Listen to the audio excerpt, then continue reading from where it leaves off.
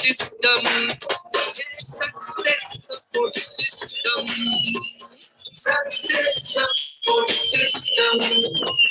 Success support system.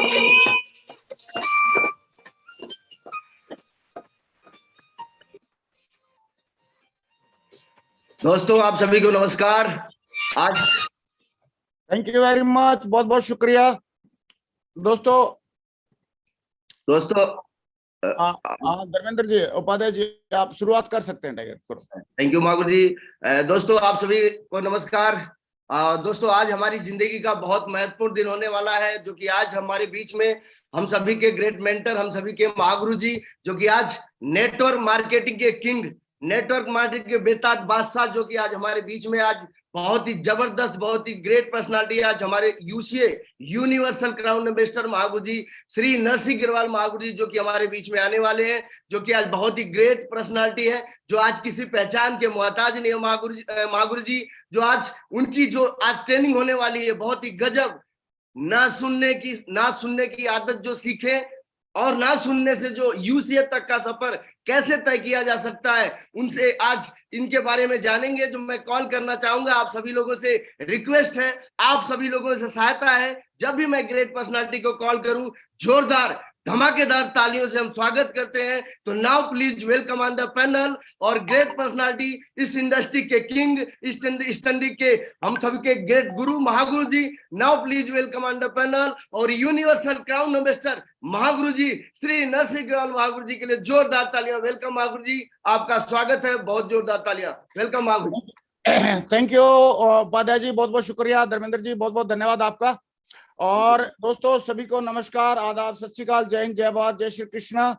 दोस्तों आज का मुझे सिस्टम के माध्यम से, सक्सेसफुल सिस्टम के माध्यम से, हमारे ग्रेट मेंटर्स के माध्यम से और हमारी सारी लीडरशिप के माध्यम से मुझे आज नए साल के 11वें दिन में आज मुझे मौका मिला आप सारे लोगों से रूबरू होने का, और यूट्यूब लाइव के माध्यम से और इस जूम पैनल के माध्यम से। तो सबसे पहले मैं आप सभी को नमस्कार करना चाहूंगा और धन्यवाद देना चाहूंगा हमारे ग्रेट महान सिस्टम का और महान कंपनी का, और धन्यवाद देना चाहूंगा महान हमारे डायरेक्टर्स का, भगवान का, और धन्यवाद देना चाहूंगा हमारी महान टीम का।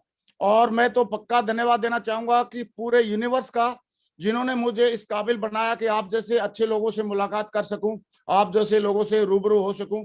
तो बहुत बहुत शुक्रिया करना चाहूंगा मैं भगवान का, हमारे ऑनरेबल डायरेक्टर्स का, हमारे ग्रेट मेंटर्स का, लीजेंडरी लीडर्स, जितने भी टीम के लीडर्स हैं, उन सारे लीडर्स का, जो आप इस स्लाइड में आप देख भी रहे होंगे, एक एक लीडर कई कई लाख लोगों की टीम और करोड़ों करोड़ों की टीम बनाने का मादा रखता है। इन सारे लीडर्स का मैं धन्यवाद देना चाहूंगा, सारी की सारी टीम का और पूरे ब्रह्मांड का, यूनिवर्स का मैं धन्यवाद देना चाहता हूं।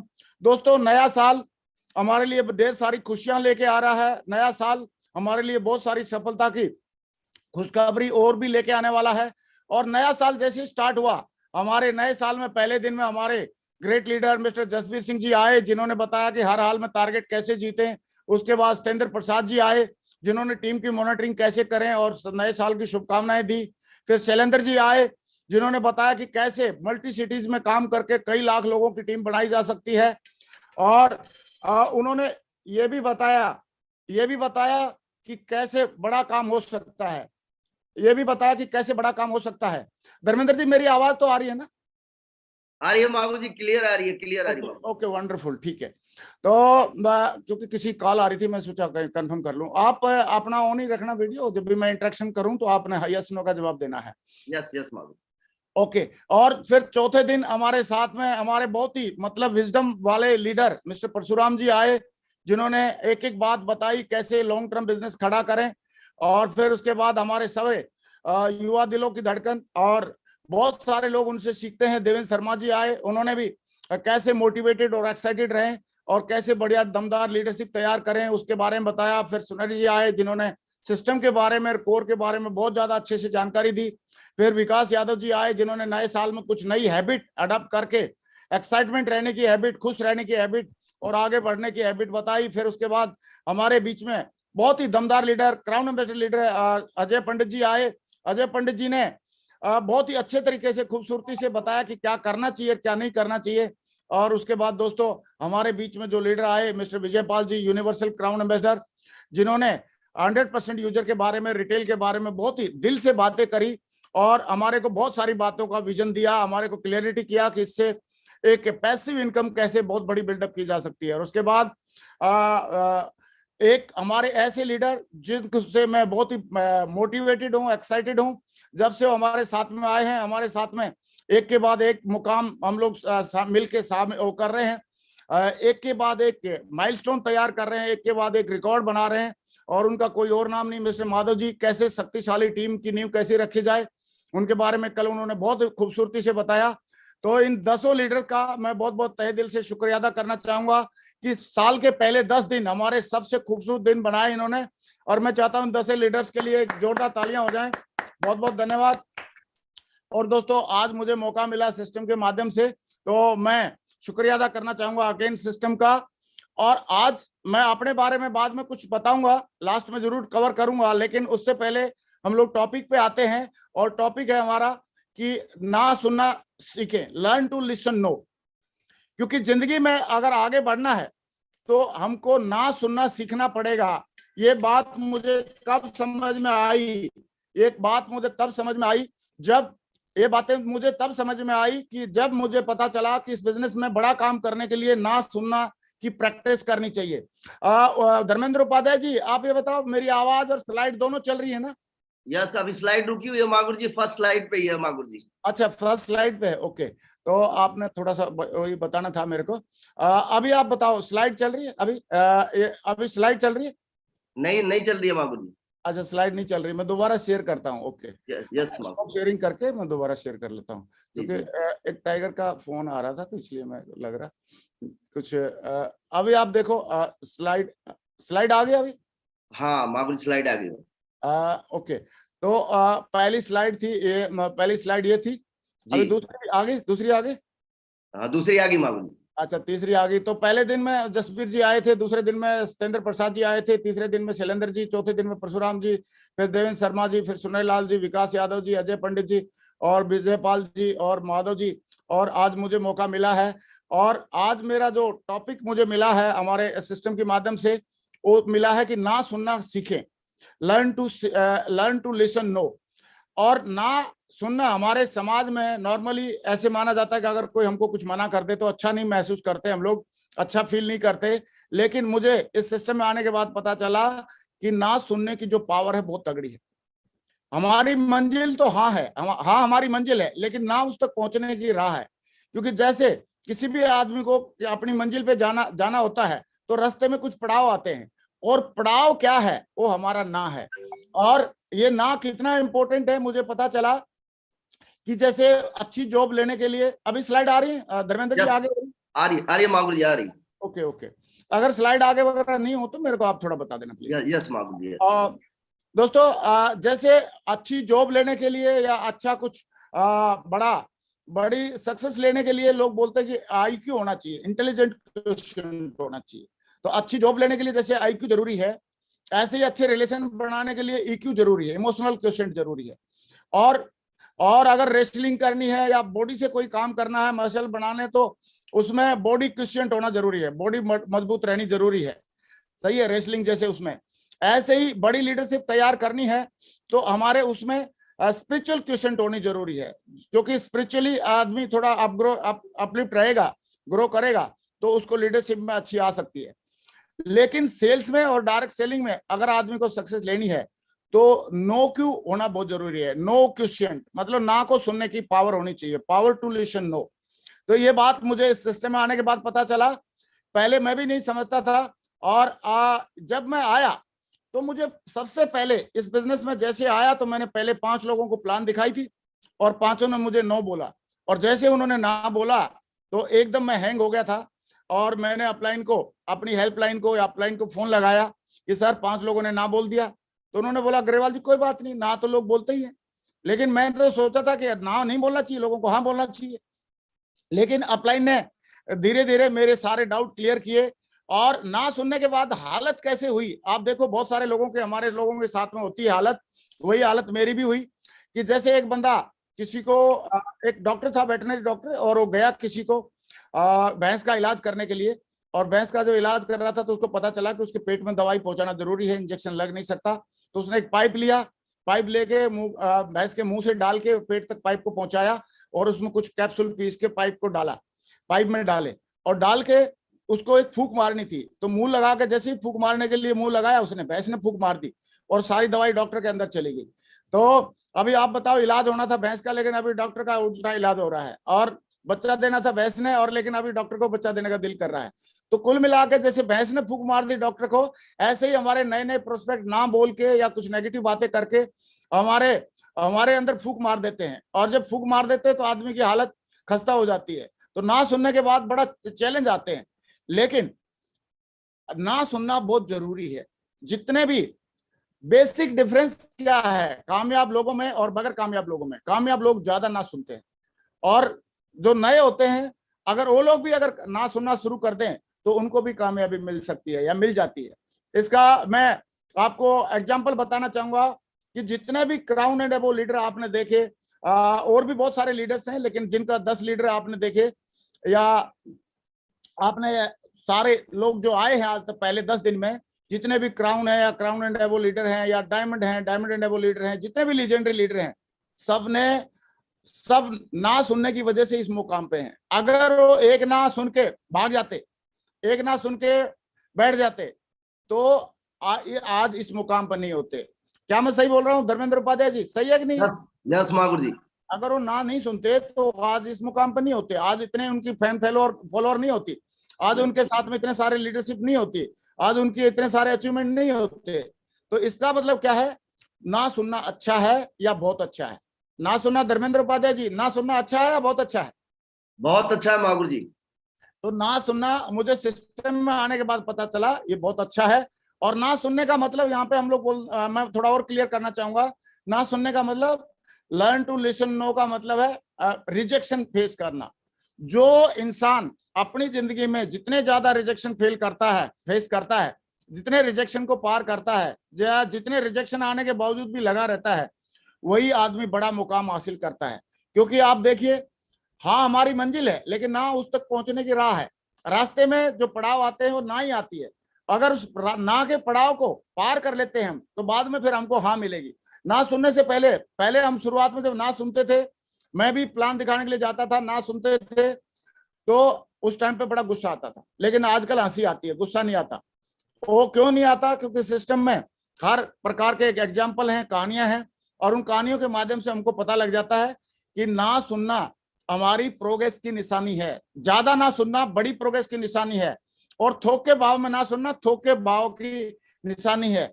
लेकिन अभी ना सुनने में पहले गुस्सा आता था, लेकिन अभी क्यों नहीं आता है? उसके पीछे छोटा सा कारण है। मैंने एक स्टोरी सुनी सिस्टम में आने के बाद कि 2 पीएचडी के स्टूडेंट थे, एक लड़का एक लड़की, दोनों एक ही जगह पे एक ही कैंपस में वहां पे कर रहे थे अपनी स्टडी को परस्यू कर रहे थे, और उनकी आपस में अच्छे विचार भी मिलते थे, एक दूसरे की थीसिस लिखने में मदद करते थे, एक दूसरे की हेल्प करते थे, और एक दूसरे के साथ में बैठना रहना उनको अच्छा लगता था। और आप सोच सकते हैं पीएचडी के स्टूडेंट थे तो उनकी उम्र भी 25-26 साल की रही होगी।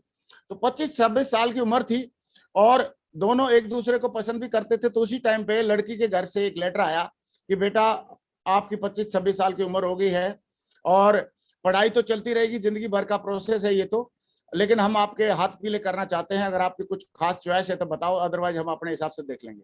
तो लड़की ने लेटर पढ़ा और लेटर पढ़ के मन ही मन में मुस्कुरा के, और उसने सामने जो उसका साथी था उसको लेटर थमा दिया और उसको बोली कि आप ये लेटर को पढ़ो, घर से आया है। तो उसने भी लेटर पढ़ा और पढ़ने के बाद वो समझ गया, पीएचडी का स्टूडेंट था, उसमें पढ़ने के बाद समझ गया कि ये शादी का प्रस्ताव है। तो बोलने लगा कि अगर शादी के फायदे ज्यादा होंगे तो शादी करेंगे, अगर फायदे नहीं होंगे तो फिर शादी नहीं करेंगे। तो लड़की ने बोला ठीक है, शादी का वैसे तो एक फायदा था, आप मेरे सामने हैं, 6 फुट के लंबे चौड़े स्मार्ट खड़े हैं, तो आप शादी का ही प्रोडक्ट है। अगर आपके पेरेंट्स की शादी नहीं होती तो आप कहाँ से होते? नहीं होते आप। लेकिन फिर भी आप आपकी मर्जी है, आप अपनी रिसर्च जो भी करना चाहते हैं आप इसके बारे में कर लीजिए। तो टाइगर ने पीएचडी का स्टूडेंट तो था ही, उसने 2 मोटे मोटे रजिस्टर लिए और उसमें एक में रजिस्टर में लिखने लगा कि शादी के फायदे क्या क्या हैं, और एक दूसरे में लिखने लगा शादी के नुकसान क्या क्या हैं, और सबके पास जा जाके पूछने लगा शादी के फायदे क्या है, नुकसान क्या है, फायदे क्या है, नुकसान क्या है। तो कोई आदमी बताता था शादी के ये फायदे हैं, वंश वेल चलती है, शादी से बच्चे खुश, बच्चों का माहौल आ जाता है, परिवार में बच्चे आ जाते हैं, खुशियां आ जाती हैं, मानव जाति आगे बढ़ती है। बहुत सारे फायदे लोगों ने बताए। किसी किसी ने, एक आधा दो थोड़ा थोड़ा नेगेटिव बंदा था, वो बोलता था शादी के बाद फायदे तो बहुत ज्यादा है, लेकिन नुकसान भी एक आधा छोटा मोटा। तो उसने पूछा क्या? बोला लिपस्टिक वगैरह खर्चा बढ़ जाता है। तो ऐसे करके उन्होंने देखा, लेकिन लास्ट में उसने 4 साल तक रिसर्च करता रहा। रिसर्च करने के बाद पता चला कि शादी का फायदे वाला रजिस्टर तो बिल्कुल भर गया है, बहुत ज्यादा। और जो दूसरा, जो शादी के नुकसान वाले नाम मात्र का 1-2 पॉइंट ऐसे लिख रखे थे, तो उसको पता चला कि हाँ, शादी के फायदे ज्यादा है, नुकसान कम है, और नुकसान नाम मात्र के है ही नहीं बिल्कुल, और मुझे शादी करनी चाहिए। तो 4 साल के बाद उसने सोचा कि अभी मुझे जाना चाहिए। तो उसके लड़की का घर तो जानता था, वो लड़के के घर पे गया, फोन वगैरह उस टाइम पे नहीं थे, उसके घर पे गया और जाके उसने डोर बेल बजाई। बाई चांस लड़की घर पे थी, उन्होंने दरवाजा खोला और उसका तो दरवाजा खोलते ही उसने बोला भाई नमस्कार, मैं आ गया, पहचान लिया? बोला हाँ बिल्कुल पहचाना आपको।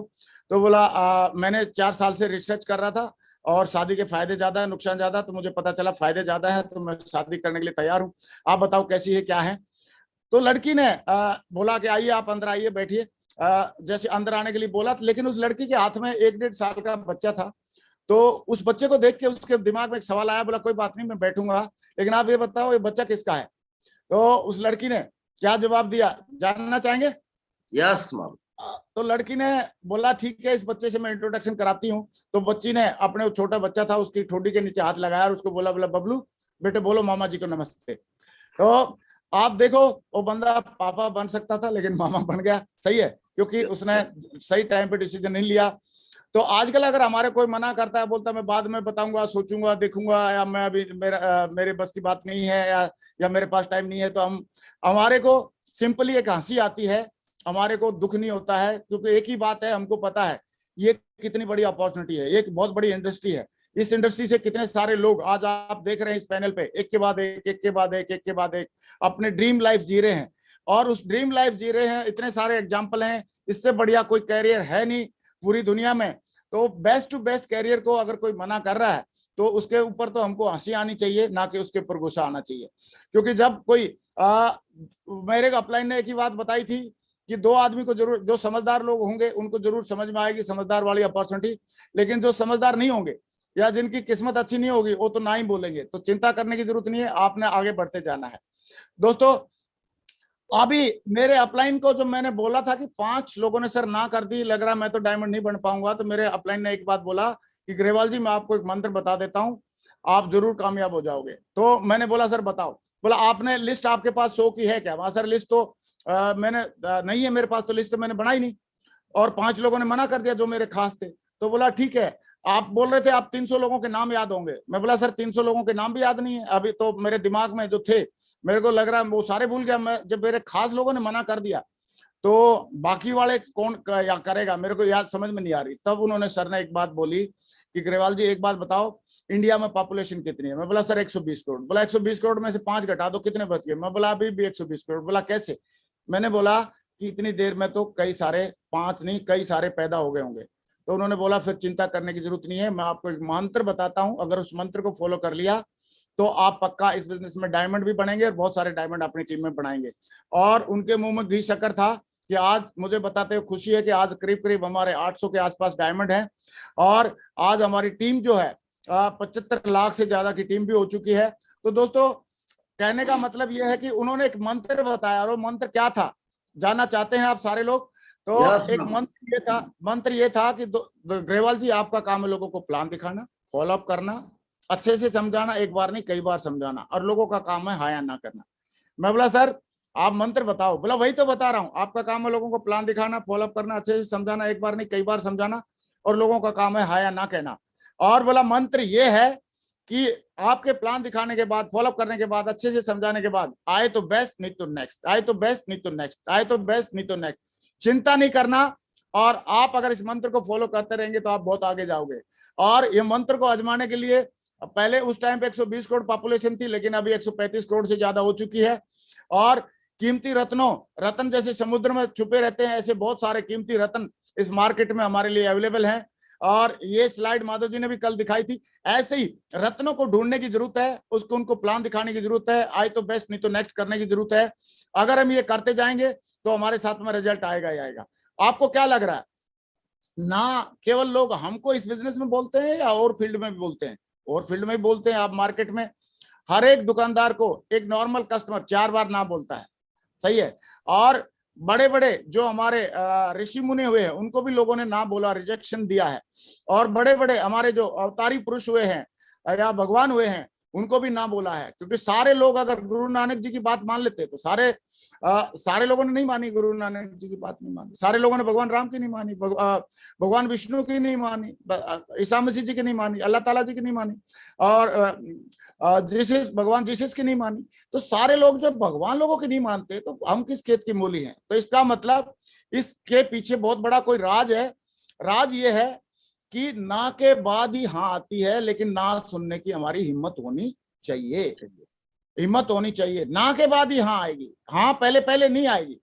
और हो सकता है पहले हाँ आ जाए एक आधी बार, लेकिन ना बीच में ना जितना ज्यादा ना आएंगी उतने ही ज्यादा हाँ आने के चांसेस हैं। और जितने ना आएंगी उनको सुनने की हमने अपनी हिम्मत डेवलप कर लेनी है।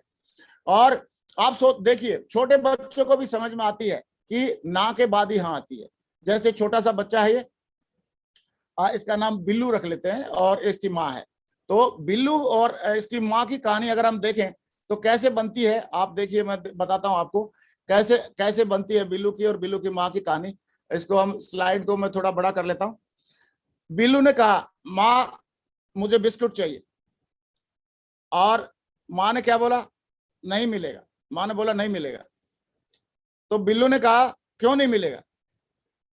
तो माँ ने कहा ना नहीं मिलेगा। बिल्लू ने कहा क्यों नहीं मिलेगा? मुझे चाहिए चाहिए। और माँ ने कहा आप पहले ही बहुत खा चुके हैं। तो ऐसे करके उसका ये बात चली। लेकिन आप देखो, ना सुनता जा रहा है बिल्लू, और बिल्लू रुक नहीं रहा है। फिर बिल्लू ने दोबारा बोला मुझे चाहिए चाहिए, आप मेरी अच्छी माँ हैं, आप मुझे जरूर देंगी बिस्किट। तो उसकी माँ ने कहा ना बिल्कुल नहीं मिलेगा। लेकिन बिल्लू को मालूम है कि बार बार ना सुनने के बाद ही हाँ आने वाली है। बिल्लू ने बोला आपने बोला था कुछ देर में ले लेना। बिल्लू की माँ बोलती है मैं आखिरी बार बोल रही हूँ बिस्कुट नहीं मिलेगा। बिल्लू को अभी समझ में आ गया कि आखिरी बार ना है, ये आखिरी बार ना है, इसके बाद तो हाँ ही आएगी। तो बिल्लू रुकने वाला नहीं था, थोड़ी देर रुका, चुप रहा, और रुकने के बाद बिल्लू समझ गया ये लास्ट बार ना है। और बिल्लू ने कहा माँ, थोड़ी देर के बाद, माँ मुझे बिस्किट चाहिए। और उसके बाद माँ ने कहा जा ठीक है, एक पूरा पैकेट ले ले, बार बार मत मांगना। सही है। तो छोटे बच्चे को भी समझ में आ जाती है, जब तक वो नहीं मिलता है उसको लगा रहता है, तो उसको पता है ना के बाद ही रिजल्ट मिलते हैं। और अंग्रेजों ने तो इसके ऊपर किताब लिख दी है पूरी, और किताब यूं लिखी हुई है, आप देख सकते हैं, हाँ हमारी मंजिल है और ना उस तक पहुंचने की राह है। ये रिचर्ड फेंटन और एंड्रिया वाल्टर्स ने लिखा है।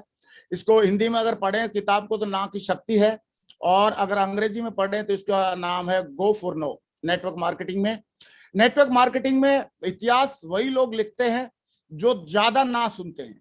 ये बात इस किताब में ठोक ठोक के लिखी हुई है। बाद में इस बिजनेस में आने के बाद ये किताब भी मुझे पढ़ने का मौका मिला, और किताब पढ़ने के बाद मुझे लगा यार ना से अच्छा कोई शब्द नहीं है। जिस ना को सुनने से लोगों का कैरियर बने, ना को सुनने से ड्रीम पूरे हो, ना को सुनने से वर्ल्ड टूर हो, ना को सुनने से पसंद की गाड़ी आए, ना को सुनने से बच्चों की अच्छी एजुकेशन हो जाए, तो उस ना को बार बार सुनना चाहिए, लगातार सुनना चाहिए। और सुनना चाहिए कि नहीं सुनना चाहिए? क्या बोलते हैं धर्मेंद्र उपाध्याय जी? यस यस महावीर, सुनना चाहिए, सुनना चाहिए। तो उस ना को सुनना चाहिए। और दोबारा हम इस बात से हम लोग बिल्कुल वाकिफ हैं कि हाँ हमारी मंजिल है, लेकिन ना उस तक पहुंचने की राह है। रिचर्ड फेंटन और एंड्रिया वाल्टेज ने लिखा है गो फॉर नो। और यहाँ पे एक शब्द और लिखा है, स्टिक एंड स्टोन में break our my bone but no can never hurt मी।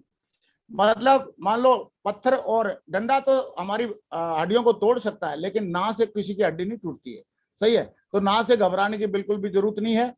और ना के बारे में बोला गया है बहुत बढ़िया तरीके से, हाँ हमारी मंजिल है लेकिन ना उस तक पहुंचने का रास्ता है। 44% लोग एक ही बार ना सुन के छोड़ देते हैं, 42% लोग 2 बार ना सुन के छोड़ देते हैं, 14% लोग 3 बार ना सुन के छोड़ देते हैं, और 12% लोग 4 बार ना सुन के छोड़ देते हैं। यानी कि 92% लोग 4 से कम में ही छोड़ देते हैं। लेकिन रिजल्ट आने कब से स्टार्ट होते हैं? 5वीं ना से, 5 से 12वीं, ना में मैक्सिमम रिजल्ट आते हैं, लेकिन लोग पहली 4 ना में ही धराशायी हो जाते हैं। इसलिए कुछ ही लोग आप देख सकते हैं, हाँ हमारी मंजिल है, लेकिन ना उस तक पहुंचने की क्या राह है।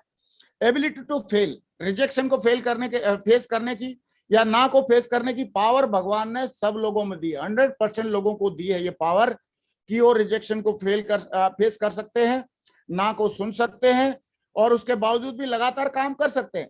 लेकिन कुछ ही लोग इस बेसिक लेवल से ऊपर उठ पाते हैं और विलिंगनेस टू फेल रीचिंग 20% लोग ऐसे होते हैं जो 4 ना मुश्किल से सुन पाते हैं, अदरवाइज 4 ना में ही वो लोग धराशायी हो जाते हैं। और बहुत ही 5% ऐसे लोग होते हैं जो 4 ना को पार कर पाते हैं और 5% लोग ही अपनी इंडस्ट्री में राज करते हैं। किसी भी फील्ड में वो लोग राज करते हैं। वो फेल्यूर को, उनको फेल्यूर एक मतलब पसंद की चीज हो जाती है, पसंदीदा चीज हो जाती है। और जो ज्यादा बड़ी और ज्यादा जल्दी जल्दी ना सुनते हैं, आप सोचो ज्यादा जल्दी ना किसके पास ज्यादा बड़ी, ज्यादा संख्या में और ज्यादा जल्दी ना किसके पास में आएंगी? जिसकी ज्यादा प्लान होंगी। कम प्लान होंगी कम आएंगी, ज्यादा होंगी ज्यादा आएंगी। तो इफ फेलिंग इज गुड, अगर फेल होना अच्छा है या ना सुनना अच्छा है या रिजेक्शन फेस करना अच्छा है, then failing bigger and faster is better. अगर ना सुनना अच्छा है और फेल होना अच्छा है तो ना सुनना हमारे को ज्यादा जल्दी सुनना चाहिए। The level is reached by only a handful of people who understand easy yeses bring little success. अगर कम यस सुने, कम ना सुनेंगे तो कम सक्सेस आएगी, ज्यादा ना सुनेंगे तो ज्यादा आएगी। और इसलिए 5वां लेवल है कि फेलिंग एक्सपोनेंशियली। ज्यादा ना सुने, थोके भाव में ना सुने। This is a function of leadership. हम ज्यादा से ज्यादा लोगों को फंक्शन में प्रमोट करते हैं तो बहुत सारे लोग ना बोलते हैं, ना करते हैं, तो उसमें ज्यादा, जब फंक्शन होता है तो ज्यादा रिजल्ट आते हैं। और हम लोग वेन्यू पे प्लान कंडक्ट करते हैं तो हम एक्सपोनेंशियल बहुत ज्यादा से ज्यादा ग्रुप में फेल्यूर और रिजेक्शन फेस करते हैं। जैसे 200-500 गेस्ट आ गए तो उनमें से मान लो 500 में से 400 ने ना बोला, तो लेकिन 100 ने हाँ बोल दिया, तो हमने 400-500 ना सुनने के लिए हम तैयार हो गए तो 100 हाँ गई। ऐसे करके जब ज्यादा ना सुनते हैं तो हमारे ज्यादा रिजल्ट आते हैं, ज्यादा रिजेक्शन फेस करते हैं तो ज्यादा रिजल्ट आते हैं। तो इसका मतलब रिजेक्शन और ना हमारे बिजनेस की जान है, जान। और उस जान को हमेशा गले लगाना चाहिए, हमेशा उसको, उससे खुश होना चाहिए, नाराज होने की जरूरत नहीं होनी चाहिए। और ये बात मुझे समझ में आ गई और इसलिए हम लोग थोके भाव में ना सुनना शुरू कर दिया। कैसे सुना? पहले तो मैं अकेला अकेला जाकर 1-to-1 में ना सुनता था, लेकिन जब इस बिजनेस में हमको पता चला कि ना ज्यादा सुननी चाहिए तो हमने वेन्यू लगाना शुरू कर दिया, वेन्यू चलाना शुरू कर दिया। और वेन्यू में थोक के भाव से लोगों को बुलाते थे और थोक के भाव में लोगों के रिजेक्शन को और ना को फेस करते थे। और उसको फेस करते करते हम लोगों ने, जब आप ज्यादा ना सुनते हैं, when all is said and done, to go for no is to serve the people. लोगों की जब आप ना सुनते हैं तो आप लोगों की सर्विस देते हैं, लोगों को जिंदगी बनाते हैं, लोगों की सेवा करते हैं। और सेवा करने के लिए ना सुनना बहुत जरूरी है। फिर भी हमारा एक एटीट्यूड ये होना चाहिए। कई लोग बोलते हैं सर मैं नहीं करूंगा, तो नहीं करेगा तो कोई बात नहीं। अगर करेगा तो, कई लोग बोलते हैं मैं करूंगा, तो करेगा तो ठीक है, हम आपके साथ में सफल होंगे। With you we will achieve our dream together. हम लोग मिलके, अगर कोई बोलता है करूंगा तो हम आप मिलके हम अपने सपने पूरे करेंगे। लेकिन अगर कोई बोलता है नहीं मैं नहीं करूंगा या अभी मेरे बस की बात नहीं है, तो उसके बाद हमारे दिमाग में एक शब्द आना चाहिए, विदाउट यू, कि आप नहीं करोगे तो भी मैं कामयाब होके दिखाऊंगा।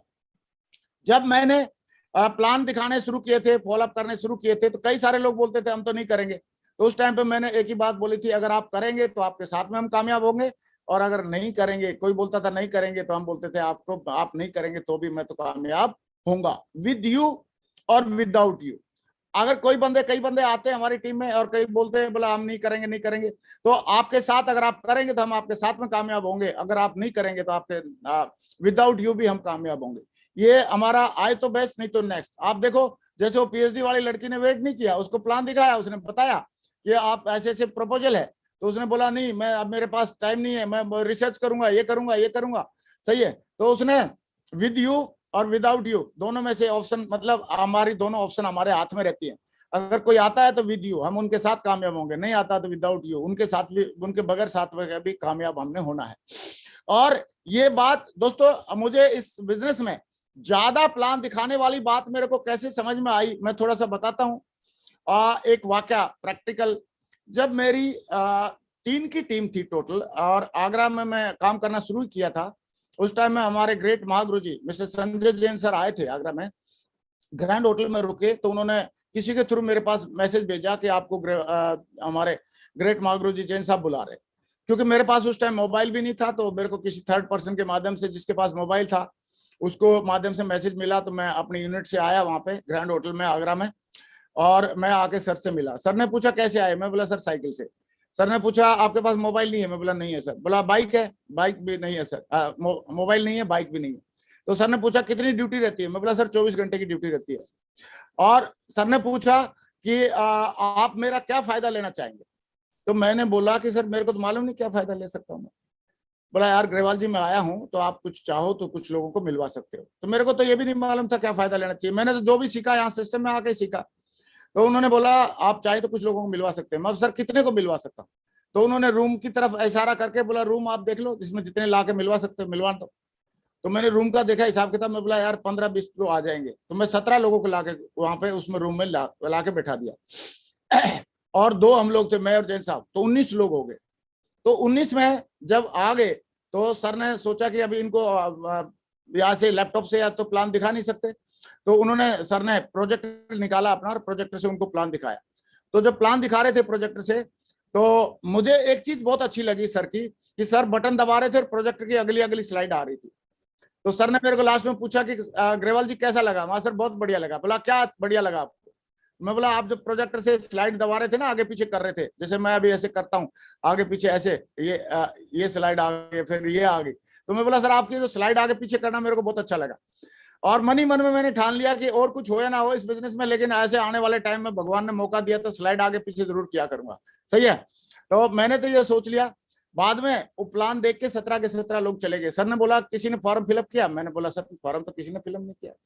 बोला ठीक है कोई बात नहीं ग्रेवाल जी। मेरे कंधे पे हाथ रखा, सर ने सांत्वना देने के तौर पे सर ने बोला कि ग्रेवाल जी चिंता करने की जरूरत नहीं है, आपको जो रिजल्ट है सारे फॉलोअप में आ जाएंगे। तो मैं तो बोला आदमी, मैंने बोला सर ठीक है, अगर सिस्टम ऐसे बोल रहा है कि फॉलोअप में आएंगे रिजल्ट, तो फॉलोअप में निकाल लेंगे। और ये देखिए सर तो बोल के चले गए, लेकिन बाद में उन 17 लोगों में से 16 लोगों के मैंने डीडी निकाले और 16 लोगों को मैंने प्रोडक्ट सेल किया और 16 लोगों के रिजल्ट मैंने निकाले।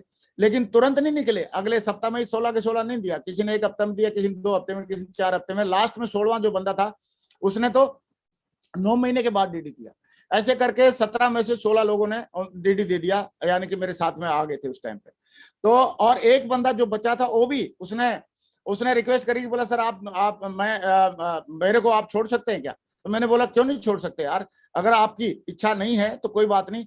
मैंने उस बंदे को छोड़ा जान पूछ के। मैं बोला ठीक है, आपको लग रहा है कि आपको नहीं इसमें प्रोडक्ट नहीं लेना चाहिए, तो मैंने उसको छोड़ा। तो 16 लोगों को मैं क्यों ज्वाइन करा पाया? क्योंकि मैं 17 की ना सुनने के लिए तैयार था। 17 लोगों को लेके आया, उनके रिजेक्शन को फेस किया मैंने।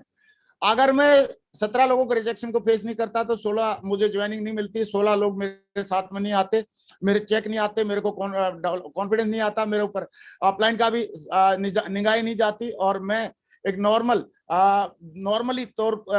तरीके से, मतलब मैं ऐसे ही नॉर्मल रह जाता। तो इसका मतलब अगर आप ज्यादा फेल होने के लिए तैयार हो जाते हैं, ज्यादा रिजेक्शन फेस होने के लिए तैयार हो जाते हैं, ज्यादा प्लान दिखाते हैं, ज्यादा वेन्यू के माध्यम से प्लान दिखाते हैं, ज्यादा आप 1-to-1 में भी प्लान दिखाते हैं, तो ज्यादा अगर आप फेलियर के लिए तैयार हैं तो ज्यादा सक्सेस के लिए तैयार अपने आप हो जाओगे आप। और हमेशा एक चीज का ध्यान रखना, दिमाग में एक बात आपकी बैक ऑफ द माइंड में चलती रहनी चाहिए कि भाई आप काम करेंगे आपके साथ में बिल्कुल सक्सेस होंगे, और अगर कोई बोलता नहीं करेंगे आपके साथ में तो बोला विदाउट यू भी हम सक्सेस होकर दिखाएंगे, क्योंकि सक्सेस होने का डिसीजन हमारा है। और दोस्तों ये जो है एक रूल है, ना बोलना। ना क्यों बोलते हैं लोग? ऐसे नहीं, इसलिए नहीं बोलते कि हमको नाराज करना चाहते, इसलिए भी नहीं बोलते कि वो हमसे हमारे अच्छे दोस्त नहीं है, इसलिए भी नहीं बोलते कि उनको हमारी टांग खींचनी है। ना ना ना ना, ये तो रूल है। जैसे लॉ ऑफ ग्रेविटी है, गुरुत्वाकर्षण का एक नियम है, ऐसे नेटवर्क मार्केटिंग का और सेल्स का भी नियम है, लोग ना बोलेंगे ही बोलेंगे। और हाँ हमारी मंजिल है, हाँ तक पहुंचने के लिए ना उसका पड़ाव है, रास्ता है, क्योंकि हाँ पे जाएगा तभी ना। सही है, जैसे लॉ ऑफ अट्रैक्शन या लॉ ऑफ ग्रेविटी अपने काम करते हैं। लॉ ऑफ ग्रेविटी क्या बोलती है कि भाई ऊपर से अगर कोई चीज गिरेगी तो सेब नीचे ही गिरेगा, जमीन पे ही गिरेगा। इंग्लैंड में भी नीचे गिरेगा, लंदन में भी नीचे गिरेगा, दिल्ली में भी नीचे गिरेगा, बॉम्बे में भी नीचे गिरेगा। ये लॉ है। ऐसे ही लोग मना करेंगे ही करेंगे, क्योंकि ये लॉ है और लॉ हमेशा काम करता है। आपको मालूम हो तो भी काम करेगा, नहीं मालूम हो तो भी काम करेगा। और लॉ जब काम करता है तो आप देखिए लॉ कैसे कैसे क्या क्या लॉ है, ये हमारे को इस सिस्टम में आने के बाद ही पता चला। और पहला लॉ है SW5 rule, some will come, कुछ लोग आएंगे, और सम विल नॉट कम, कुछ लोग नहीं आएंगे। सो व्हाट, उससे कोई फर्क नहीं पड़ता। Someone is waiting for you और सो स्टार्ट वर्किंग। इसलिए हमने SW5 रूल ये बोलता है कि कुछ आएंगे कुछ नहीं आएंगे, सो व्हाट, उससे कोई फर्क नहीं पड़ता। Someone is waiting for you, so start working. लगातार आप प्लान दिखाते रहिए, वेन्यू पे जाते रहिए, ट्रेनिंग में जाते रहिए, फंक्शन में जाते रहिए, अपलाइन से बात करते रहिए। SW5 रूल बोलता है सम विल कम। आप रूल को चेंज नहीं कर सकते, आप लॉ ऑफ ग्रेविटी को चेंज नहीं कर सकते। ये बोला साहब ऊपर से 10वीं मंजिल से छलांग लगाएगा तो मैं तो ऊपर जाऊंगा, ना मुन्ना ना, नीचे ही आएगा। सही है, तो लॉ ऑफ ग्रेविटी काम करेगा, ऐसे ही लॉ ऑफ ये SW5 रूल भी काम करेगा। नेटवर्क मार्केटिंग का ये और सेल्स का ये लॉ है, रूल है। रूल तो हमेशा काम करेंगे, प्रिंसिपल है, सिद्धांत है। ऐसे ही 80-20 का रूल है कि भाई किसी काम के बारे में आप लोगों को समझाओगे तो 100 लोगों को समझाओगे तो 20 लोगों को समझ में आएगी, 80 को नहीं समझ में आएगी। ऐसे आप ट्रेन में भी डब्बे देखो, 20% AC के डब्बे रहते हैं, 80% जनरल के रहते हैं। सही है, नॉर्मल वाले रहते हैं, स्लीपर रहती है। तो कहीं पे भी, और सेल्स का तो रेशियो और भी थोड़ा फास्ट है, आगे है कि अगर आप 10 लोगों को अगर कोई चीज के लिए बोलोगे तो 6 लोग सुनेंगे, 4 लोग उसको समझेंगे और उसमें से एक आदमी उसको सेल में लेगा। तो ये लॉ है, रूल है, इनको कोई बदल नहीं सकता। हम सोचते हैं कि यार हम किसी से बात कर रहे थे, सारे लोग यस यस बोलना शुरू करते हैं, ना मुन्ना ना।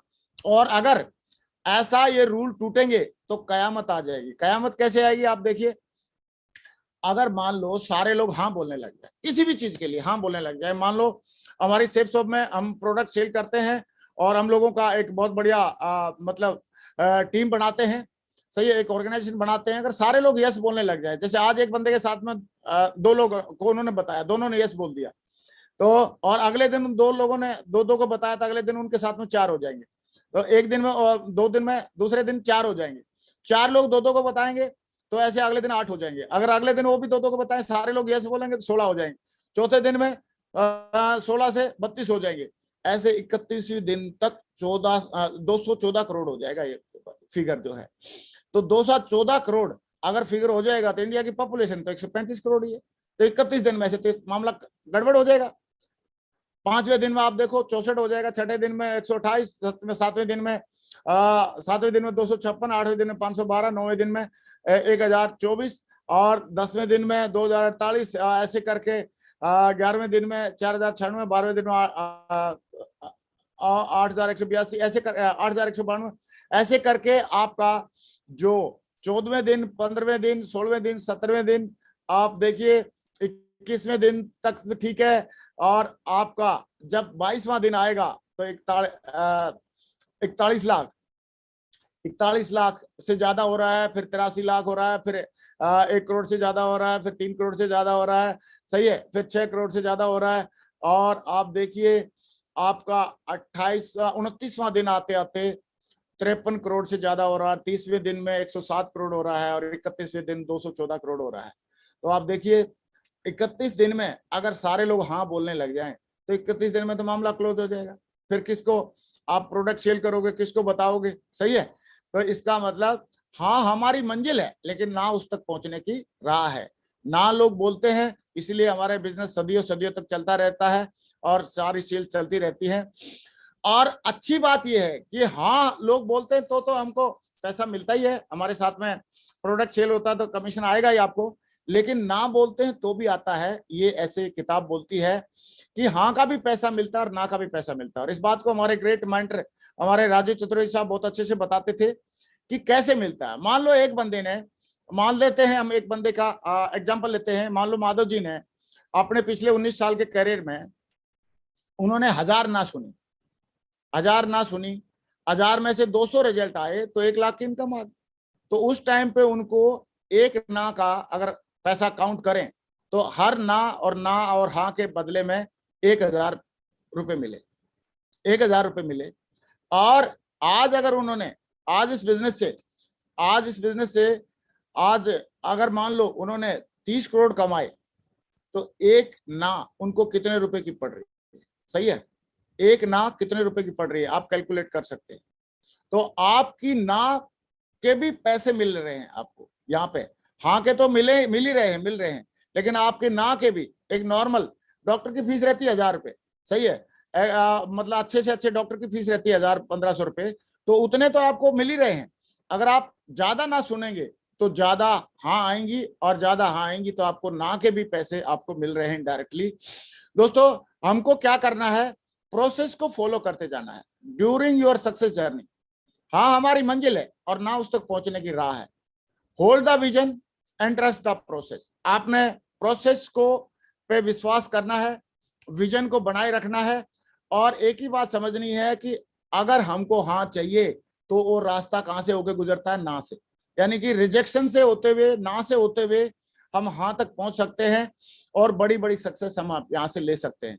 ना कोई बुरी चीज नहीं है, ना कोई बेकार चीज नहीं है, ना कोई बुरा मानने वाली चीज नहीं है, ना या एक रिजेक्शन, ये एक प्रोसेस का हिस्सा है। और प्रोसेस को, हिस्से को, जैसे एक्सरसाइज करता तो पेन होता है, तो पेन प्रोसेस का हिस्सा है। आपको बॉडी बिल्डिंग करनी है, आपको मसल बनाने हैं, तो आपको पेन को तो सहन करना ही पड़ेगा। ऐसे ही आपको अगर इस बिजनेस में बड़ी सक्सेस लेनी है, हाँ लेनी है, बहुत सारी हाँ लेनी है, थोक के भाव में हाँ लेनी है, तो थोक के भाव में ना सुनना पड़ेगा। और थोक के भाव में ना सुनने का सबसे बढ़िया तरीका है कि आप वेन्यू पे ज्यादा से ज्यादा लोगों की वेन्यू भरो अभियान करिए, ज्यादा से ज्यादा लोगों को इन्वाइट करिए, ज्यादा से ज्यादा रिजेक्शन या ना सुनने के लिए तैयार रहिए, और आपको थोक के भाव में यस भी आने लग जाएंगे। महानता छोड़ने में नहीं है बल्कि पकड़ने में है। कई सारे लोग बोलते हैं साहब मैंने तो बिजनेस छोड़ दिया। अरे छोड़ के तूने कौन सा पार्ट तोड़ दिया? छोड़ना कोई महानता नहीं है, पकड़ के रखना महानता है। अगर हम किसी भी बिजनेस को, किसी भी कंसेप्ट को पकड़ के रखते हैं, लगातार ना सुनते रहते हैं, लगातार हम काम करते रहते हैं, लगातार सिस्टम को फॉलो करते हैं, लगातार, क्योंकि इसमें लोगों की ना ईगो हर्ट होती है। लेकिन ईगो हर्ट, ऐसे तो आदमी एक्सरसाइज करेगा, मसल पेन हो रहा तो ईगो हर्ट होनी चाहिए, नहीं होती उसकी, क्योंकि उसको मालूम है मसल बनानी है, बॉडी बनानी है। तो ऐसे ही हमारे को ना सुन के भी ईगो हर्ट नहीं होनी चाहिए, और हमको लगातार ना सुनने के लिए तैयार रहना चाहिए। और एक चीज और मैं जरूर बताना चाहूंगा कि highest destiny in the life to serve rather than rule. आप लोगों को ऑर्डर नहीं दे सकते कि आप ये प्रोडक्ट लेना ही लेना है, ज्वाइन कर लो, सही है ना। आपका सेवा भाव होना है, भाई ये प्रोडक्ट है, इससे आपको ये फायदे हो सकते हैं, इससे आपकी जिंदगी बदल सकती है, इससे आप ये कर सकते हैं, फायदा ले सकते हैं। आपका काम है लोगों को सेवा भाव देना, सेवा देना, उनके ऊपर हुक्म चलाना नहीं। लेकिन आपने बता दिया, उसके बाद आपने समझा दिया, अच्छे से बता दिया, समझा दिया, बार बार समझा दिया, उसके बाद आए तो बेस्ट, नहीं तो नेक्स्ट, सही है। उसके बाद विद यू, पहले अगर आप करता है तो बोला विद यू और विदाउट यू, मैंने तो कामयाब होना ही होना है। ये प्रिंसिपल हम लोग अपने दिमाग में बैठा लें, और हमेशा एक्साइटेड रहे, एक्साइटेड रहे, ना सुन के भी एक्साइटेड रहे, हाँ सुन के भी एक्साइटेड रहे। क्यों ना सुन के एक्साइटेड रहना, हाँ सुन के क्यों एक्साइटेड रहना? क्योंकि इंसान और कद्दू में एक ही अंतर है कि कद्दू कभी एक्साइटेड नहीं हो सकता और इंसान एक्साइटेड हो सकता है, सही है। और जो एक्साइटेड रहता है वो इंसान कहलाता है, और जो एक्साइटेड नहीं होता है वो तो कद्दू के बराबर ही है। तो एक्साइटेड रहना है हमेशा, ना सुन के भी एक्साइटेड रहे कि यस अभी मुझे एक आदमी को और प्लान दिखाने का मौका है, इसका एक बार और फॉलोअप करने का मुझे मौका है, एक बंदे को और मुझे बुलाने का मौका है। एक्साइटेड रहे, ना सुन के भी और हाँ सुन के भी एक्साइटेड रहें, और खुश रहें, क्योंकि आपको ना का भी पैसा मिल रहा है। ये बात आपको एक स्लाइड में हम लोग डिस्कस कर चुके हैं। और लोगों का ना एक्साइटमेंट का लेवल अलग अलग रहता है, level and timing of excitement. कई लोग केवल 3 मिनट के लिए एक्साइटेड रहते हैं, 3 मिनट के लिए एक्साइटेड रहते हैं, उनका कुछ नहीं होता। कई लोग 3 घंटे के लिए एक्साइटेड हो जाते हैं, मीटिंग में आएंगे 3 घंटे के लिए एक्साइटेड हो जाएंगे, बोलेंगे सर हाँ गुरुजी करेंगे, मरेंगे, वंदे मातरम, जो भी है। कोई लोग 3 दिन के लिए एक्साइटेड होते हैं, चौथे दिन फोन करो, फोन ही नहीं उठ रहा भाई साहब का। कई लोग 3 सप्ताह के लिए एक्साइटेड होते हैं, 2 ज्वाइनिंग निकाल देते हैं, फिर सो जाते हैं। कई लोग 3 महीने के लिए एक्साइटेड होते हैं, वो भी थोड़ा बहुत पैसा कमा लेते हैं, थोड़ा बहुत टीम बना लेते हैं। और कई लोग 3 साल के लिए एक्साइटेड हो जाते हैं।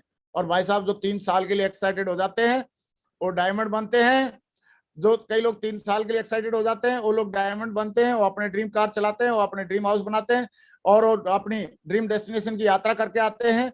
और कुछ लोग 30 साल के लिए एक्साइटेड हो जाते हैं। और भाई साहब, जो 30 साल के लिए एक्साइटेड हो जाते हैं नेटवर्क मार्केटिंग में या सेल्स में, वो आने वाले टाइम में अपने प्राइवेट जेट भी चलाएंगे, सही है, और बीएमडब्ल्यू चलाते हैं, वो बड़ी बड़ी गाड़ियां चलाते हैं, बड़ी बड़ी सफलता लेते हैं।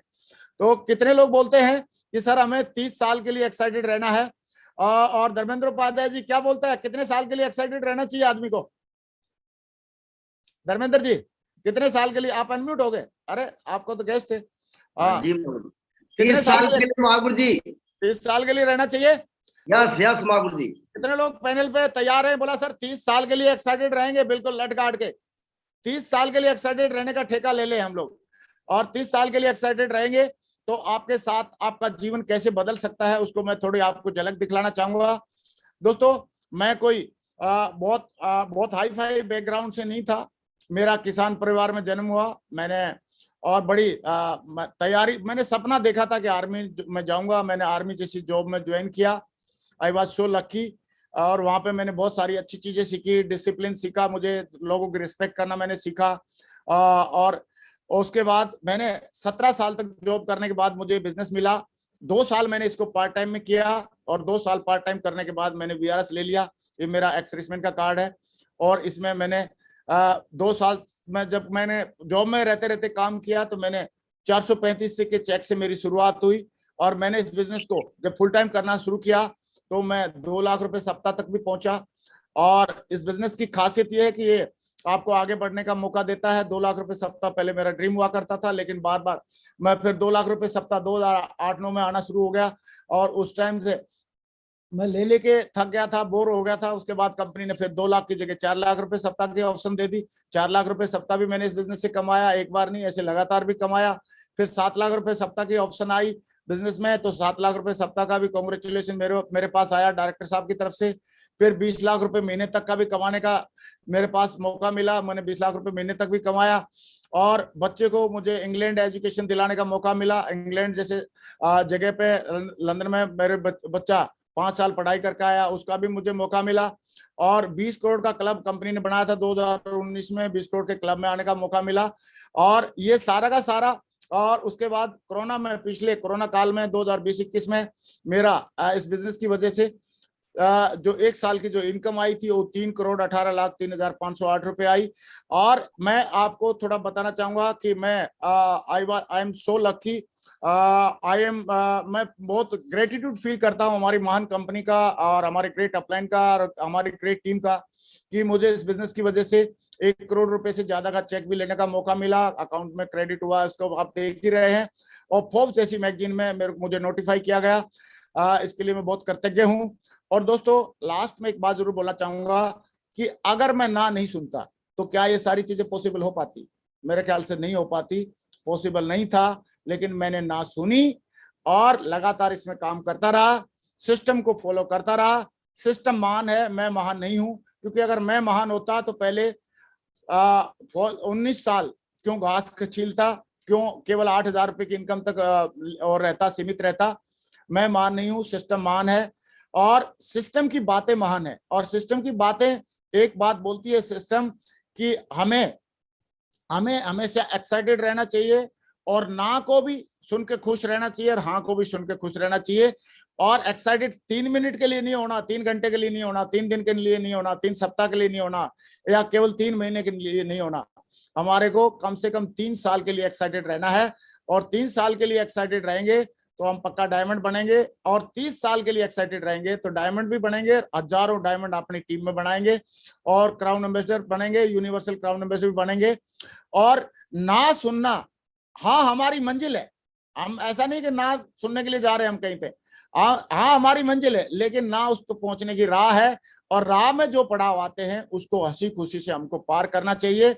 और लगातार अगर हम पार करते रहेंगे, लगातार हम आगे बढ़ते रहेंगे, तो एक दिन ऐसा आएगा कि हम इस बिजनेस में थोक के भाव में हमारे को सफलता मिलेगी। क्योंकि ये लॉ है, रूल है। ना सुनना एक रूल है, रिजेक्शन को फेस करना एक रूल है। और उस रूल को फॉलो करते करते ही हम आगे बढ़ सकते हैं। हम रूल को नहीं तोड़ सकते, सही है। आप जैसे जाएंगे, आप ट्रेन में यात्रा करना है तो एक रूल है, आपको ट्रेन की टिकट लेनी पड़ेगी, आपको फिर निश्चित सीट पे जाके बैठना पड़ेगा, फिर वहां पे टीटी आएगा तो चेक कराना पड़ेगा। सही है, ये रूल है। आपको फिर अपने स्टेशन पे उतरना, तभी आप मंजिल पे आप पहुंचेंगे, ये रूल है। आप बोलोगे मैं टिकट नहीं लूंगा, तो नहीं भाई, ये आप अपने डेस्टिनेशन पर नहीं पहुंचेंगे। आप टीटी को बोलेंगे मैं टिकट नहीं दिखाऊंगा, पैसे मैंने दिए, तो आपको क्यों दिखाऊं मेरी टिकट, तो ये चलेगा नहीं, ये रूल है, दिखाना है। ऐसे ही अगर आपको फ्लाइट में यात्रा करनी है तो ये रूल है कि आपको अपनी टिकट करानी है, आपने एयरपोर्ट में एंट्री होते समय अपना आईडी प्रूफ चेक कराना है, फिर आपको चेक इन करते समय आईडी प्रूफ और अपनी टिकट देना है, फिर अपना लगेज वहां पे डिपॉजिट कराना है, फिर आपको सिक्योरिटी चेक करते हुए जाना है, सिक्योरिटी चेक करने के बाद फिर आप बोर्डिंग के प्रोसेस को फॉलो करना है। अगर बीच में टाइम है तो आप बढ़िया लॉन्ज में और वहां पे एंजॉय करना है, फूड वगैरह एंजॉय करना है, और फिर आप बोर्डिंग प्रोसेस करेंगे तो उस टाइम पे फिर आपने अपना एंट्री पास और दिखाना है, बोर्डिंग पास दिखाना है, और फिर आपको निश्चित अपनी सीट पे बैठना है। तो आपको ये रूल है, मतलब हर एक चीज के रूल रहते हैं, हर एक सिस्टम के रूल रहते हैं। तो नेटवर्क मार्केटिंग का, डायरेक्ट सेलिंग का और हमारे सक्सेस फोर्स सिस्टम का रूल है कि जो आदमी ज्यादा ना सुनेगा और ज्यादा बड़ी सक्सेस लेगा, और ना से अभी हमको प्यार हो जाना चाहिए। जैसे हमारी एक बहुत ही बढ़िया राष्ट्रीय लेवल की प्लेयर है पीवी सिंधु। पीवी सिंधु को पूछा गया कि आपको सबसे बढ़िया म्यूजिक कौन सा लगता है, तो उन्होंने बोला मुझे सबसे बढ़िया म्यूजिक वो लगता है जब सवेरे अलार्म बजता है 4 बजे का, तो अलार्म जो है मेरे को सबसे बढ़िया म्यूजिक लगता है। तो और जो पूछने वाला जो इंटरव्यूअर था वो सरप्राइज रह गया, बोला कमाल है मैडम, किसी को तो मतलब बप्पी लहरी के गाने बढ़िया लगते हैं, किसी को सपना का डांस बढ़िया लगता है, किसी को कोई गाना बढ़िया लगता है, किसी को मतलब माइक जैक्सन के गाने बढ़िया लगते हैं, तो आपको ये सवेरे का अलार्म कैसे बढ़िया लगता है?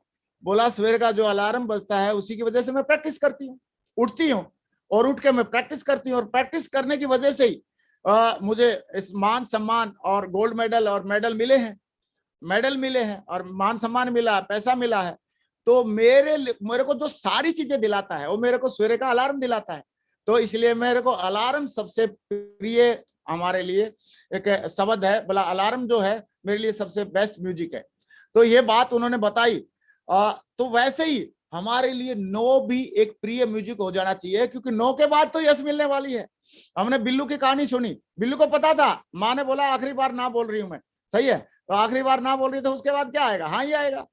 तो दोस्तों ना से या रिजेक्शन से हमको प्यार हो जाना चाहिए, क्योंकि रिजेक्शन के बाद ही, ना के बाद ही हमको हाँ मिलती है, और जब हाँ मिलती है ना के बाद तो हमारा ना, हाँ हमारी मंजिल है तो ना उसका हमारा पहुंचने की राह है, यानी कि रास्ते का पड़ाव है।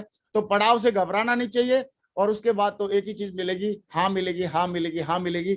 नए साल में हम सारे लोग एक कमिटमेंट ले लें कि ना सुनने का भी हम कमिटमेंट वो बनाएंगे, टारगेट बनाएंगे। अगर कोई आदमी डेली कमिटमेंट ले ले कि डेली सर मेरे को ना 10 ना सुननी है, 10 प्लान दिखाए, 10 प्लान दिखाएगा तभी तो ना सुनेगा। 10 प्लान दिखाए, 10 ना सुननी है, 10 ना का कमिटमेंट अगर लेके निकले और ना मिले तो भी खुश हो जाए, और हाँ मिले तो खुश होना ही होना है, कोई बात ही नहीं है, सही है।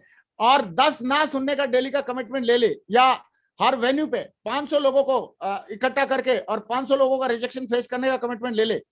तो डेली का अगर ना सुनने का कमिटमेंट ले ले, टीम में अगर हमारी पूरी टीम में मान लो टीम में 100 लोग एक्टिव हैं और 100 लोग 10-10 ना सुनने का अगर कमिटमेंट ले ले एक वीक में, यानी कि 1000 प्लान हो जाएंगी। 1000 प्लान होंगी तो आप बताओ 200-300 डीडी निकलेंगे कि नहीं निकलेंगे? 200-300 रिजल्ट आएंगे कि नहीं आएंगे? तो दोस्तों आज के बाद हम यस हमारी मंजिल है, लेकिन ना का हम कमिटमेंट ले लें ना, क्योंकि ना हमारी राह का पड़ाव है और पड़ाव को पार किए बगैर मंजिल पे नहीं पहुंच सकते। तो और रिजेक्शन को मतलब पार किए बगैर हम मंजिल पे नहीं पहुंच सकते। तो आज के बाद मुझे लग रहा है इस पैनल पे, आज का पैनल सुनने के बाद या आज की पूरा सेशन सुनने के बाद एक बात तो लग गया होगा सारे लोगों को, जैसे पीवी सिंधु को सवेरे सवेरे के अलार्म, मॉर्निंग के अलार्म से प्यार हो गया था, आज के बाद हमारे सारे टाइगर्स को ना से प्यार हो जाएगा, और ज्यादा ना सुनने का टारगेट बनाएंगे, और ज्यादा ना सुनेंगे तो ज्यादा हाँ अपने आप आएंगे। थैंक यू वेरी मच, बहुत बहुत शुक्रिया आप लोगों ने मुझे इतनी देर तक सुना, उसके लिए मैं तहे दिल से शुक्रिया अदा करना चाहूंगा, धन्यवाद देना चाहूंगा। और एक ही बात बोलना चाहूंगा कि हमको ना से घबराना नहीं है, ना तो एक प्रोसेस है और उसका आनंद लेना है प्रोसेस का, और प्रोसेस का अगर हम आनंद ना सुनेंगे लेंगे तो हमारे लिए अभी बहुत बढ़िया अभी टारगेट आया हुआ है। यूरोप का टारगेट है, दुबई का टारगेट है, हमारे पास थाईलैंड का टारगेट है, गोवा का टारगेट है, और साथ साथ में अगर हम गोल्डन एबो हैं तो हमारे पास मौका है वहां पे पहुंचने का, मौका है जहां पे सारे लोग पहुंचना चाह रहे हैं, और वो है टर्की का, यानी कि अर्जुन अवार्ड का। तो दोस्तों मैं आप सारे लोगों का शुक्रिया अदा करना चाहूंगा, आप लोगों ने इस सेशन को इतने ध्यान से, इतने प्यार से अटेंड किया, बहुत बहुत शुक्रिया, बहुत बहुत धन्यवाद। और मैं धन्यवाद देना चाहूंगा अगेन परमात्मा का, और हमारे ऑनरेबल डायरेक्टर्स का, हमारे ग्रेट मेंटर्स का, और सारी की सारी टीम का, जिन्होंने इतना बढ़िया बेहतरीन सिस्टम बनाया और आप जैसे अच्छे लोगों से मिलवाया। अभी हमारे बीच में बहुत सारे लीडर्स हैं, और आगे की कार्रवाई को कंडक्ट करने के लिए हमारे बीच में चौधरी साहब भी आ गए हैं, PR चौधरी जी भी हैं। तो मैं चौधरी साहब से रिक्वेस्ट करूंगा कि चौधरी साहब आगे की कार्रवाई को कंटिन्यू करें, और मैंने आपको पोस्ट बना दिया है, आगे की कार्रवाई को कंटिन्यू करें, और कुछ लोगों से आप फीडबैक और फीलिंग भी पूछ सकते हैं। तो मैं चाहता हूं आगे के सेशन के लिए